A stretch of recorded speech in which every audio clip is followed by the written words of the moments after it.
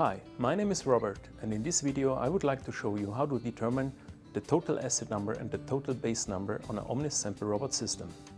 The TAN is an important parameter for monitoring the aging of lubricants and oils, whilst the TBN shows the amount of alkali additives included. Our sample for today is motor oil. With the automated Omnis system from Metrome, these two parameters can be analysed quickly, precisely and cost-effectively in parallel. The efficient and thorough cleaning after each titration guarantees consistent analysis results, even with difficult samples. For both applications, TAN and TBN, we use the digital Solvotrode. The fully automatic rehydration of the layer of the glass membrane ensures consistent quality and is of course integrated.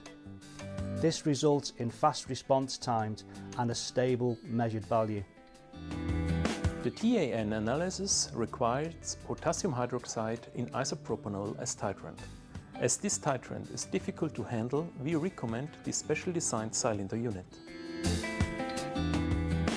Automated cylinder maintenance increases the lifetime of the cylinder units to the max.